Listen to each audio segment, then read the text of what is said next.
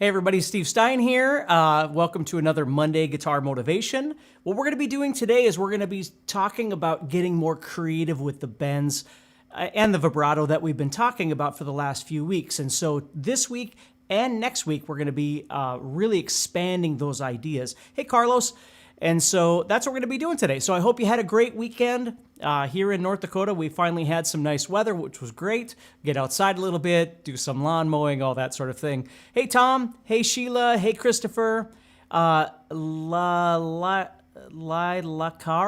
I'm sorry if I said that wrong, but thank you so much for being here. Doing the best I can. So Alan is here. How you doing, Alan? Jambu is here. Very cool. Michael Bay is here, of course, from Birmingham. He's always here. This is great. So let's go ahead and get started a little bit. Hey, Ryan. So again, today we're going to be expanding yet more on these bending and vibrato ideas. These next couple of weeks, we're going to get more creative with them and give you some more ideas of what you can actually do. Hopefully, these last few weeks, you've been dialing in the quality of the bend or the quality of the vibrato, deciding how fast you want them, how wide you want them, but making them accurate. That's what you're looking for. Hey, Tom. Hey, RCC. Red Angel is here. Biro is here. Mark is here. How you doing, Mark? Marty is here from Florida. Ilmar's from Latvia is here. Very cool. Victor is here. Stanlin is here. So this is awesome. Lots of people already. We already have quite a number of people here. So let's go ahead and get started. So if you don't have your guitar with, I'm going to try and make this short and sweet. You can always practice this later. You can watch it on YouTube or Facebook or whatever. And please remember, if you're looking for any guitar instruction, you can always head over to guitarzoom.com and check out, my guitar courses and our membership and all that sort of thing. Hey, Ganesh, glad you're here, bud. Danny is here. How you doing, Danny? So glad you guys are here. So let's go ahead and get started. So if you remember what we've talked about these last few weeks, what we've been doing is talking about the accuracy of the bends, okay? And we talked about how when you're in your primary position, we'll call it the first position of pentatonic or diatonic or whatever you want to think of it as, you have three main bends that you tend to use all the time. So if I'm in A minor pentatonic or diatonic or whatever, okay, I can go to the 7th fret of that 3rd string and bend that up a whole step. Or I can go to the 8th fret of the 2nd string. Slide Dog says, hi, how you doing? Martina is here, John is here, Doug is here. Thank you so much. Thank you for being here. And then you've got the 8th fret. So those are the three main bends that you've got. Now, next week, we're going to blow the doors off this thing and talk about all kinds of different bends. But what I want to show you today is utilizing those basic primary bends and how we can get more creative with those. So the first thing we're going to talk about is the fact that when you do a bend, and I touched on this a little bit last week as well. Hey, John. Hey, Ken. I talked about this a little bit last week, but when you do a bend, one thing that you need to understand is you need to get out of it. Like you need to escape that bend somehow and move on to something else. Now, obviously, one way that you can do that is you can stop playing entirely. I mean, you can do a bend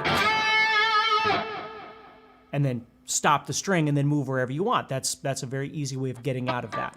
Okay, hey, Scott. How you doing?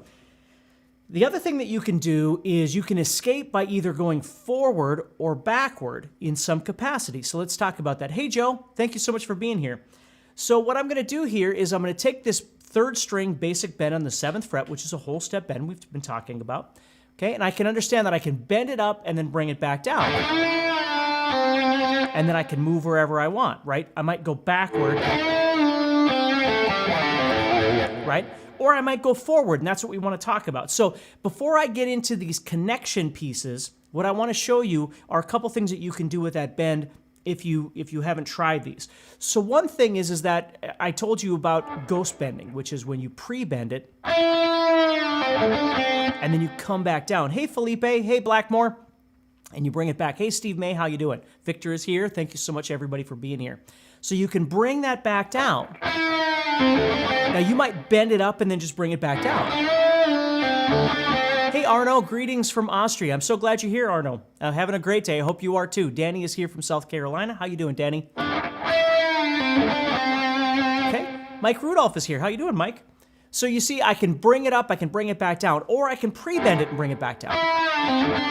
Okay? But the other thing that you can do is you can practice repetitive bends, like Joel Walsh when you hear these sorts of things.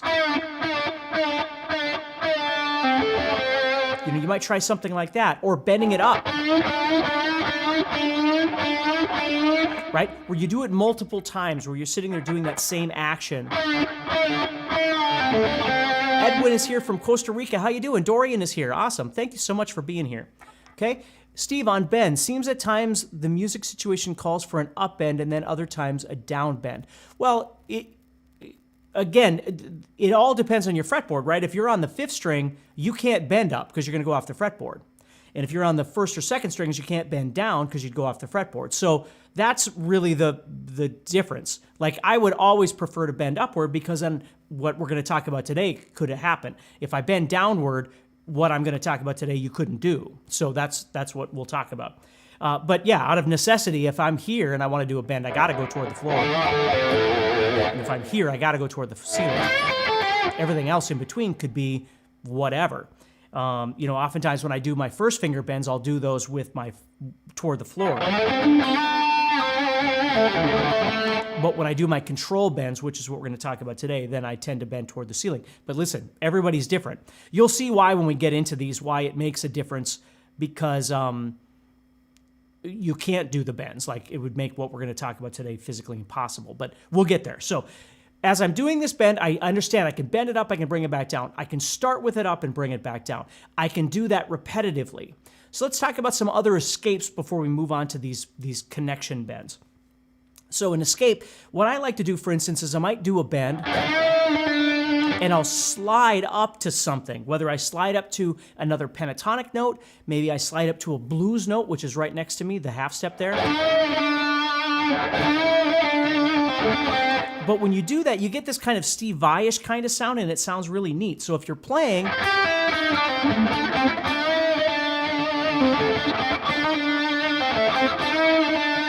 and what's really happening there when I do that is I'm bending it up, and then very quickly I'm bringing it back down to static, if you remember static, where it's just the pitch, just the string, and then I'm doing a little slide.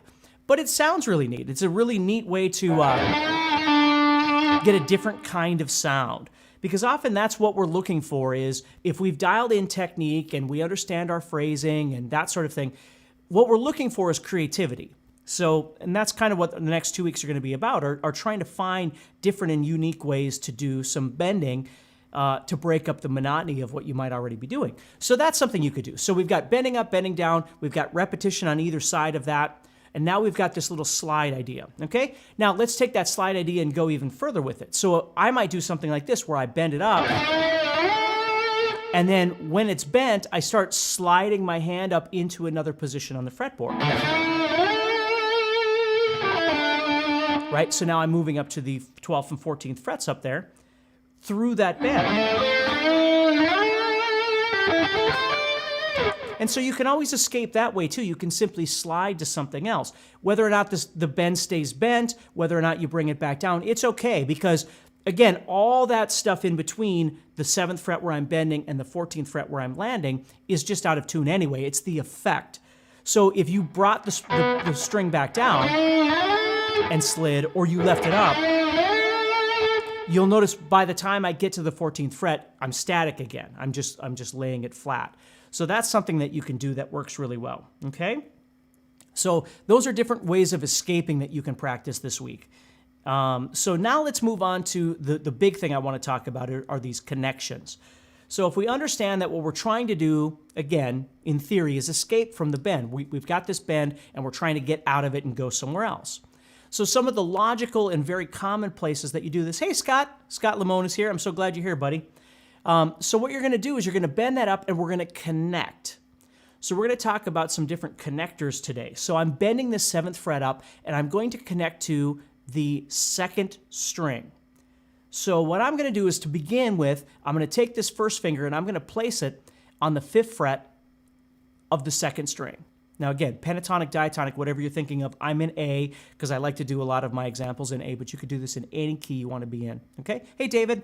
So as I bend this up, what I'm going to do is connect to the 2nd string, 5th fret there, where my first finger is. Another pentatonic note. Hey, Vince. So in order to make that function, what happens is I've got to find a way. If I think about a piano moving from 2 notes on the piano, I either want them to be disconnected or staccato, or I want them to be as legato or smooth or connected as possible.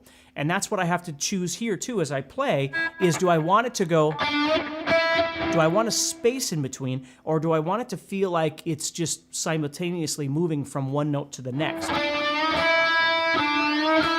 You see, and it's up to you, it doesn't matter, but if you're doing it where it's going to be more of a legato kind of feel, the trick is that you've got to try and connect that bent note to the second string note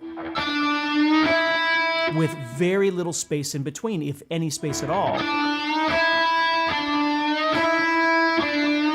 Now remember, the catch for me is that I'm using the tip of my index finger to touch the third string. So when the bend comes back, the string doesn't make noise, okay? It's because my first finger is touching the tip of my first finger is touching that third string. So when I let go of that string, I'm not getting any noise from that third string. The other thing that I do as a catch is that I tend to use this kind of chubby part of my thumb here to kind of touch that third string when I leave. These are just automated things. I don't think about them anymore, but those kind of the dual catch that I have to make sure that that string doesn't make any noise. And then also remember that the rest of this thumb right here is also deadening all these other strings so they're not making noise. And the first finger is deadening all the strings underneath here by lightly touching this so they're not making noise. And again, we would have talked about this in one of the earlier lessons, so you can always go back and watch those if you need to. But that's the trick with all this, is you don't want all this unwanted noise from all these different strings. You want to try and control all those as best you can. So when you're playing that, all you're hearing are the two strings that you're trying to utilize. Now, I'm playing them independently, and as I just said, I can choose to keep them more staccato sounding, or I can try and make them a little more legato sounding by connecting them together, okay? But here's the other thing that you can do, is you can play them both at the same time. And then you get that kind of sound, which I'm sure, you know.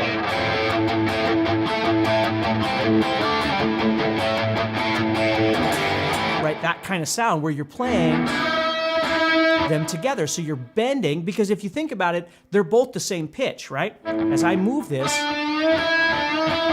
D is becoming an E. Well, this note is E. So when I play them both at the same time, what I'm doing is I'm bending them to become what we call unison, okay? And if you add a little bit of vibrato on the top of that, they don't have to be perfect. It's very rock and roll. Now, it might, again, look like I'm shaking the neck, and I'm really not trying to. It's just I'm doing what I've talked about before with the technique that I use for my bending, and then all of a sudden the neck will start moving a little bit. And I'm really not trying to add vibrato to the second string. It's just, you know, kind of getting caught in the moment, right? So that's something else you can do with those two notes. Because you're bending to unison anyway, you could play them both at the same time.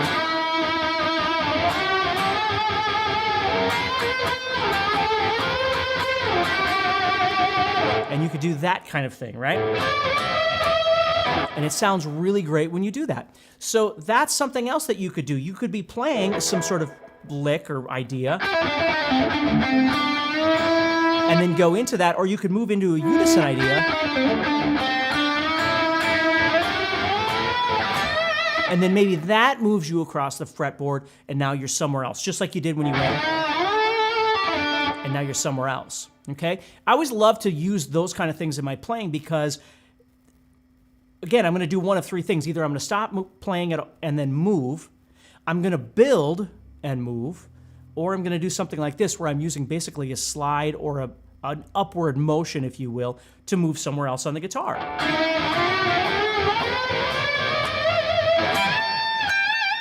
And do whatever you want from there. Okay? So that's a basic connection, moving from this third string to the second string. Now, the other thing I could do with this is simply make the connection, right? And then move on with whatever I'm doing. I'm making the connection from the third to the second string, and then moving on. Or I could repeat those two things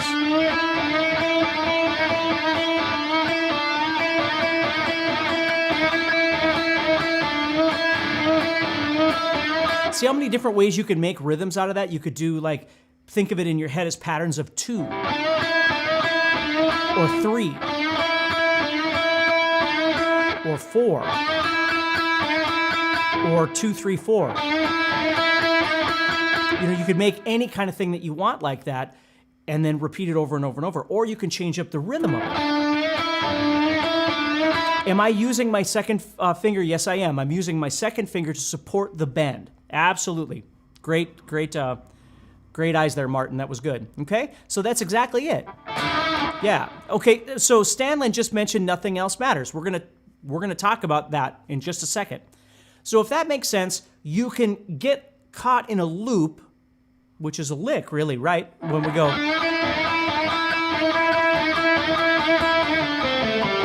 Doing that however we want. Repeat it once, repeat it twice, you know.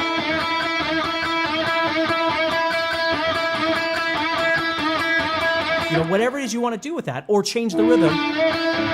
And then you can either escape by going upward or downward, right? Just coming out of that however you want, or you could always escape into something else. And again, you can slide down, you can do whatever you want, but you get the idea. So the next thing we're going to do is we're going to skip the second string and we're going to go to the first string, okay?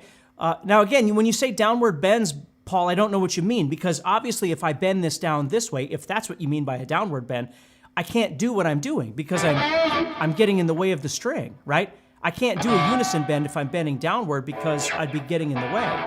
Now I could do something like that, but that's less recognizable by the ear to try and do so. But it doesn't mean you couldn't do that. Of course you can do something like that if that's what you mean by a downward bend. But you can see how physically bending toward the floor is going to cause an issue with everything we're talking about today, because we want to stay away from the second and the first strings to do this sort of thing. Ryan says, like Johnny Be Good, which is exactly right. We're going to get to that in a second too. So if you think about it, now what I'm going to do is I'm going to skip the second string. I'm going to go to the first string. So now I'm jumping over the second string.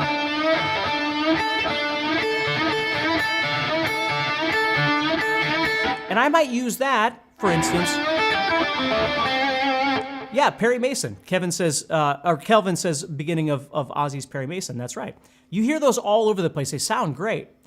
So now what I'm doing is I'm skipping that second string and I'm heading to the first string. And in order to do that, same rules will apply, but it doesn't have the same effect. But it makes for a great escape, excuse me.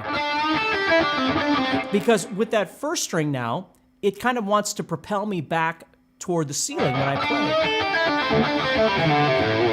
play. See that? So that's what I like to do with the first string, is I'll tend to move from that third string to the first string, and then I'll work my way back the scale in whatever capacity. My point is that you can connect from the third string to the second string with the first finger, or the first string with the first finger, okay? Now, to get to the Johnny Be Good thing, you can play both of these by pressing on them both at the same time and do a connection like this.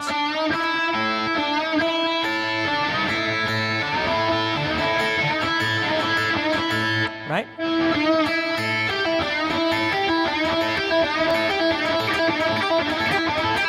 Trying to remember what Led Zeppelin tune that is, but I mean, it's so many songs I know. But the point is I'm pressing on those two at the same time, but I'm still playing them independently. So I'm playing third string, second string, first string. Now I could go the other direction.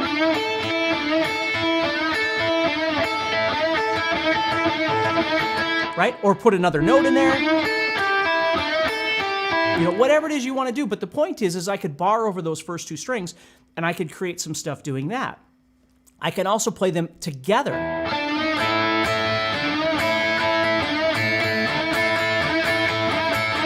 And now again, this is where the kind of Chuck Berry thing comes in. When I'm playing them together, I might start using patterns of 2 or 3 or something like that, like I was doing with just the second string. But it sounds pretty cool when you use both strings.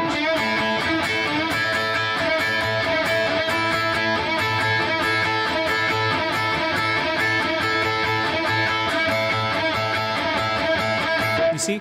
So you could do something like that too. So you have all of these things, and hopefully you'll go back and watch this if you need to, but you've got all of the connection utilities of third to second string, or any of that kind of stuff you want to do. Moving to the first string, which again, really for me, when I do something like that, I don't tend to do that, but you certainly could. I tend to just use that as, an escape to move into something else. And then playing them both at the same time, but independently.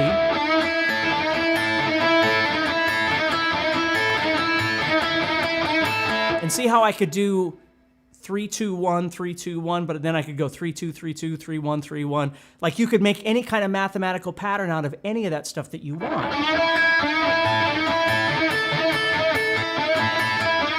And then play them together.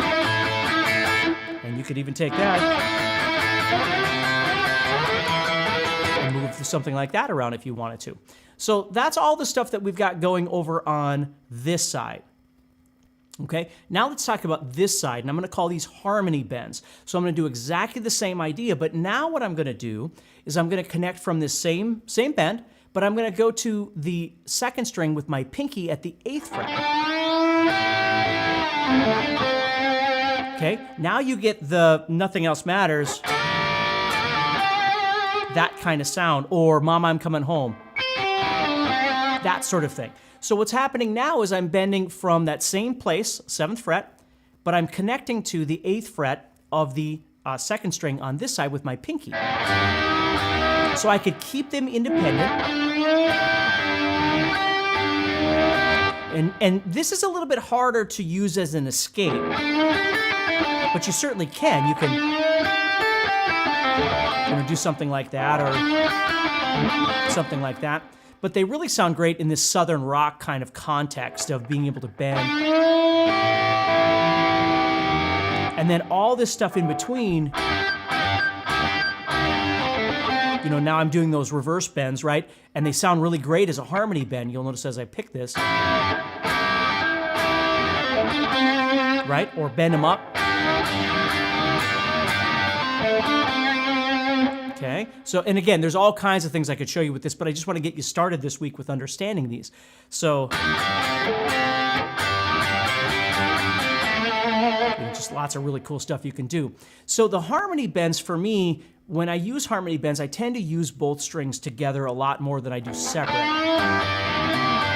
But you'll notice even when I'm doing something like that, they're overlapping each other. I'm not keeping them separate. They tend to wind up, for me, they wind up overlapping.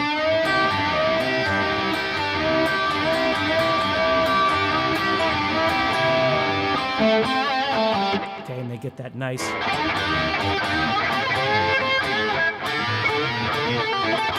kind of sound. And then what I can do is I can skip the second string, go to the first string. And again, for me, that would be an escape. So as I do that, it's propelling me to do something, okay? What I would tend to do more with something like that is press on both of these at the same time and do something like that, where I'm playing them all together. And again, this is where, like Mama, I'm Coming Home is where I would play, and I'm doing that reverse bend there. Yeah, have a drink on me, Frank says. That's absolutely right, yep.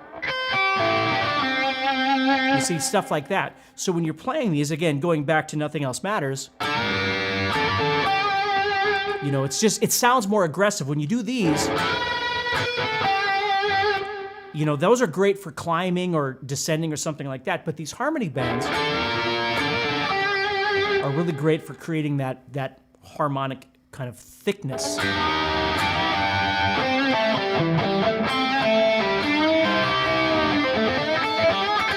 So I'll climb both sides. Like I might climb this side or climb this side. Has a country rock feel. Yeah, it's Southern rockish, very much so, yeah. And the goal here is, just like we've been talking about, is the control. Like it starts with the bend. You got to make sure that bend is in tune, because now we're doing all this manipulation around the bend. But if the bend is out of tune, we're still going to have problems. That's why it's always important to really try and make sure that you're practicing those fundamentals, even if you feel like you've been playing for 20 years and I get it, it's all this heady stuff that we do, but it doesn't matter how long you've been playing or how long you've been practicing or how long you've been gigging. You can always get better at certain techniques. And some of those things are very, very valuable because they can change the way you feel about your guitar playing and the confidence that you have to be able to execute things. And like I said, in my many, many, many, many years and countless amounts of guitar students that I've had in my life, these are some of those things that people tend to freeze up on because they're not feeling confident enough with their bends or their vibrato or something, and so they don't really do them. Certainly don't do them as much as they should because, again, this is kind of, I always think of, to a certain amount, guitar playing is like singing, right? These are the things that allow us to sing on the guitar, our bending and vibrato and things like that. Where if we were playing a piano, a regular piano, not something with, electronic thing, we don't really have that availability, right? It's more linear. And we can play linear and we do a ton. But it's these little things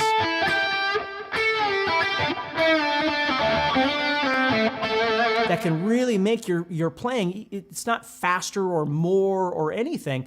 It's not those, they can be, but it's more the fact that you can make all these kind of sounds with your guitar by doing bending and stuff. And next week's going to be great, so I hope you join me for that because there's all kinds of stuff we're going to talk about next week for bending. More creative ideas of bending. Today, what I want to do is focus on getting you to understand how to take that basic idea and connect it in all these different places. So the last thing I'm going to give you, and then I'm going to let you go here, is the same idea, but I'm going to move to the second string, 8th fret, which is another basic fundamental bend that I've got, and I'm going to connect to the first string. So it's like a secondary action. So I can come from here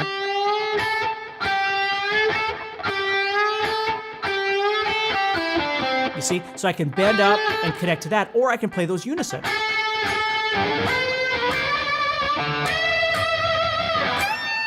Right? So I can do the same thing from the 8th fret of the second string to the 5th fret of the first string. And again, I'm in A, but you could be in any key you want to be.